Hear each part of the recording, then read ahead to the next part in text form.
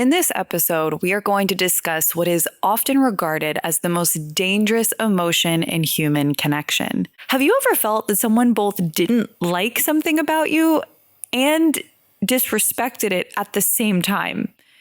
It is an awful feeling. Today, we are going to talk about contempt, which is a very complicated emotion. Many psychologists believe that there's actually several emotions inside of it. So today we'll unpack what is this emotion, why is it so destructive to connection, and what are some things that we can do about it to connect better with others. Welcome to Immersion. I'm your host, Pamela, and here we explore psychology and philosophy to find meaning in the modern world. Let's dive in.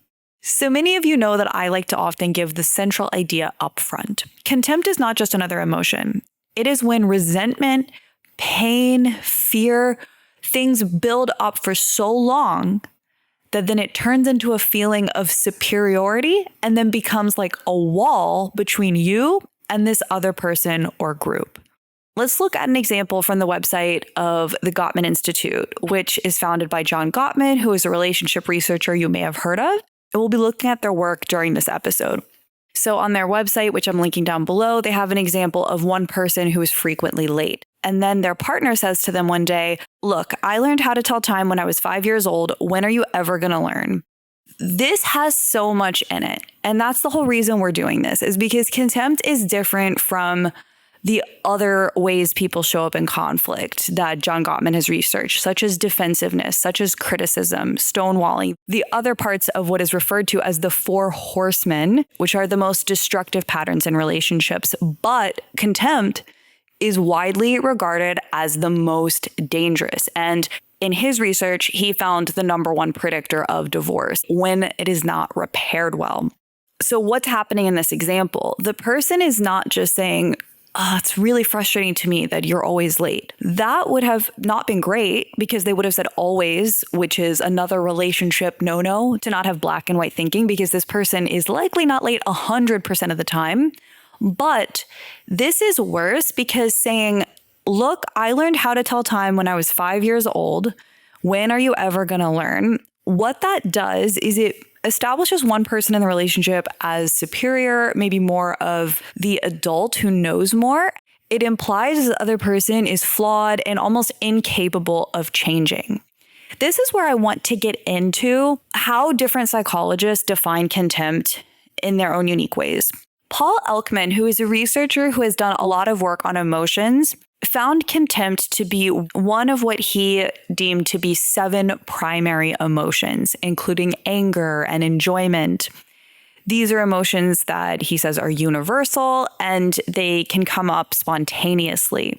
Other psychologists believe that contempt is a secondary emotion. A secondary emotion is less immediate. And it's when we have a combination of emotions or cognitive processes that are layered on. So let's look at an example of that. If someone is jealous, their initial primary emotion is likely anger or fear. This is something that we talked about in our episode called Happiness is Not the Opposite of Sadness, which goes into primary and secondary emotions also. But just to recap that here, if someone maybe sees their partner flirting with someone, they might initially feel some fear about losing them. And then that's the primary emotion, is fear. And then in a process that happens so quickly that the way I conceptualize this is that we don't even know it's happening. We quickly layer something else on. So jealousy is what we feel right after the fact. And it can be from insecurities that then protect us from feeling that pain of that primary emotion. And it can have to do with shame and other deeper things we're experiencing. So why does it matter that some people view contempt as a secondary emotion? Well, because if this is the case, then that can mean that there's a lot more complicated aspects going on. Some psychologists define contempt as a combination of other emotions, such as anger, disgust, and even disengagement. Let's look at that in an example. Imagine that you're scrolling social media and you see a post that you just completely disagree with.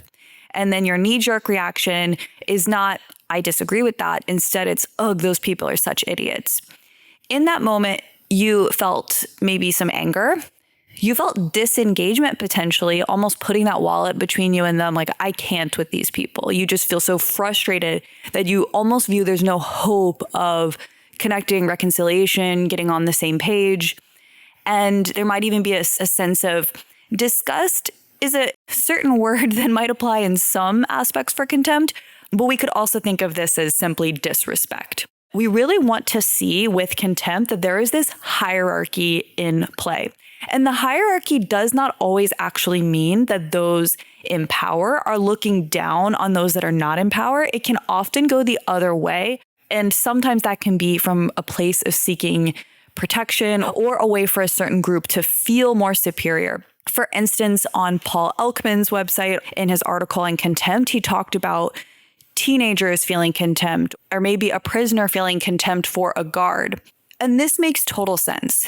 If someone, for instance, a prisoner, feels powerless or has even been wronged by a guard, it would be natural to feel negative feelings towards them. And those negative feelings could take many different forms or have many emotions baked into them.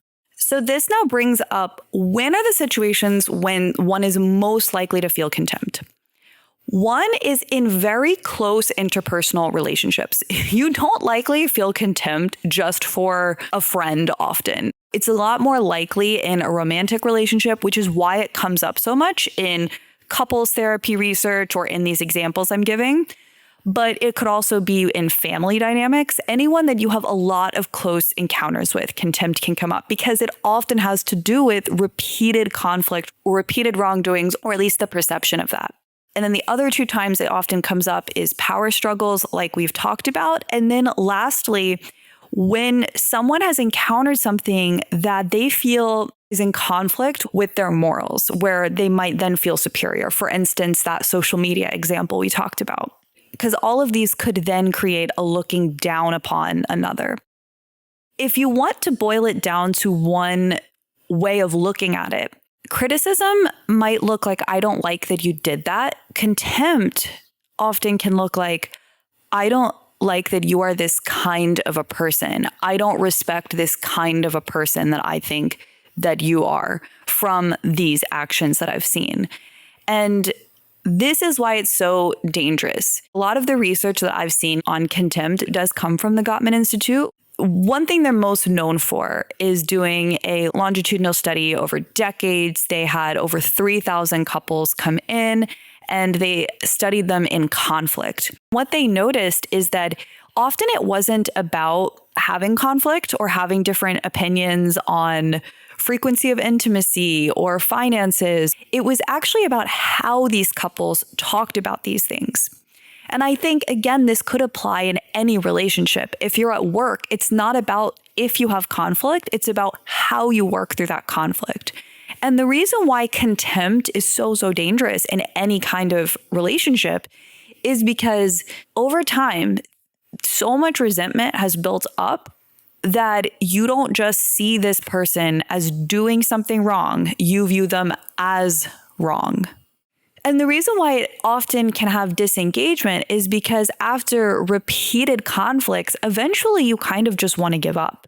So that's where, again, that wall can come up. I've actually read in some of my research that some psychologists say that this is the one emotion that doesn't just go away. You could have some sadness or anger, and these things are more fleeting, but contempt is lasting. And I don't think they mean that that emotion is always with you, persistent. I think what they mean is that it's a wall that comes between you and the other person because of these repeated conflicts or repeated hurts. And it doesn't happen right away. It happens once things have gotten really bad. So that's why it doesn't just go away on its own. It's a signal that many other things have gone wrong. I want to do some rapid fire questions, and then I want to relate this to group dynamics, our relationship with ourselves, and then look into some potential practical solutions to work on feeling this emotion a bit less. So let's look at some rapid fire questions. One person might ask, how does this emotion look? And a couple of these parts of the rapid fire questions, I'm going to be pulling answers from an interview Vanessa Van Edwards did on the Psychology of Relationship podcast. I will link that episode down below. She said that contempt looks like a one-sided sneer or smirk. So it can look like this. Sorry to do it to you right now, but if you're watching the video version, you can see it. I don't even know if that looked accurate. I'm going to link Paul Elkman's website below, which has a photo as well, so that if you're listening to the podcast version, you can see it as well. And once you see it, you definitely get it. And Vanessa said that some people could mistake it as half happiness because it's a smile, on one side of your face. But as soon as you see it, it does sort of look like a bully. So you immediately understand, oh, yep, that seems like contempt. Another thing that she mentioned on the episode helps answer the question, why is this something that persists? Why doesn't it just go away like other emotions do? And she brought up a very simple example where contempt could come up. Imagine two people are meeting and someone brings up something about dogs, and then someone has that little facial expression pop up. And maybe they do have some contempt, and we don't actually know why they're experiencing that. And this gets into an action step right now, which is that you can ask someone, oh, what were you thinking about that? Or I feel like a thought just came up and I'm curious about that. And that helps prevent those walls from being built between you and the other person. Because maybe that person is, I don't want to say judging, but does have a fleeting negative feeling about that interaction. We don't know why. It could be that they're, like I think she said in the interview, afraid of dogs or some other thing there. Let's imagine that this is a third date and the person is thinking, oh, this person probably loves dogs. I don't love dogs. This is going to be a source of conflict. Oh, no. And so I actually think contempt is a pretty dramatic feeling to feel in that instance. But I also wonder if there's maybe degrees of contempt, full on kinds that could have been brewing for decades, and then just flashes of maybe a 1 or 2 out of 10 contempt, which is maybe what was happening there. And the last thing in this more fast-paced section is how else might this look if you're still a little bit stumped on what is contempt? How can I recognize it? It can also look like mockery, sneering, eye-rolling, mimicking, sarcasm, name-calling. These things that can feel very toxic, and many of them are. I will put well-done sarcasm to the side, which could be a whole separate episode. But all of these things, they take a fight and then they're escalating it in a very specific way. So let's now briefly get into group dynamics. And I want to be careful in this section because this is definitely the section that could kick up the most for people. And I don't want people to think the solutions that I'm proposing at the end necessarily could apply to all of this as a cure-all. I actually just think it's really important to understand the depths of the pain that a lot of people are experiencing. So it's actually the opposite. It's just trying to see another lens for the walls that we've often built up between each other. Because often within group dynamics, one group could have been hurt for such a long time that eventually, instead of thinking these people have hurt me, they move to these people are beneath me. And we're not justifying looking down on people, but we're understanding where it could have come from. We can have empathy for something without saying, hey, this is a great thing we should all do. But I think it's really important to see. And the way this might unfold is someone might say, people like that hurt me. People like that are all a certain way. People like that are beneath my respect. That might be how it might flow. And I want to read a quote on this before we move to the self-contempt section. This is from a Psychology Today article that I'll link down below. Harvard professor Arthur Brooks' keynote address at the February 2020 National Prayer Breakfast hosted by members of the United States Congress was titled America's Crisis of Contempt. In it, Brooks noticed, people often say that our problem in America today is incivility or intolerance. This is incorrect. Motive attribution asymmetry leads to something far worse, contempt. And it's not just contempt for other people's ideas, but also for other people. In politics today, we treat each other as worthless, which is why our fights are so bitter and cooperation feels nearly impossible. I think I've said this before, when we get into political discourse, I keep saying that these things could be a completely separate episode because I think that that's true. I think there's so much psychology to unpack with some of the division we're having. And I think that these are really important conversations to have. And I think that my whole point in bringing this up here is to see the walls and what they're made of. Knowing that the walls are partially made of contempt and what contempt is, and pulling it apart and seeing the anger and seeing the pain and seeing the disengagement that can come from it is really important. And I realize some of these things are about power hierarchies, some of these are just about different groups in general, some about the political divide, but we are just talking about the fact that this can apply in the macro as well as the micro. And then now we'll shrink that even further to the self. This is relevant for a lot of the work we've been doing because we've been working on that relationship to the self series. And you've probably noticed that we've been interspersing other types of topics and episodes. So we are still doing that relationship to the self series. We have some guests coming on in the next month that I'm really excited about. So we will definitely keep going with that series, but it applies here because we can have self-contempt. It looks like disdain or judgment towards yourself, having really maybe rigid standards and feeling terrible about yourself when you don't uphold them. Again, it's going from I did something wrong, that more criticism, to I am wrong, which quite frankly is shame. And there's a good quote by the psychologist Terry Real on this, who says, "Contempt is poison, whether it's contempt that you direct at yourself, that's called shame, depression, or whether it's contempt that you direct at someone else, that's called grandiosity, superiority, retaliation." And I thought this was really interesting because I hadn't thought about the idea of grandiosity in relationships. Usually we think of grandiosity in the sense of someone's overinflated sense of self-importance, how great they are. But we can have grandiosity even in one-on-one connection. And I think that that distinction between contempt pointed outwards versus contempt pointed inwards is a useful distinction, but both can be destructive. Now, I'd like to end this with not only some action steps, but also what I hope is a feeling of hope. Because yes, contempt can be like building walls. Yes, if unaddressed, it's extremely destructive, but there are things that we can do to lessen these emotions in different dynamics.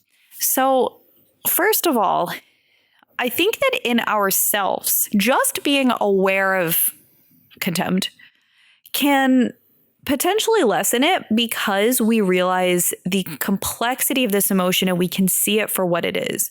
Maybe when we're berating ourselves or we're in an argument with someone else, we can pause and realize, oh, I'm actually feeling contempt right now. This goes beyond just a bit of some judgment or some annoyance.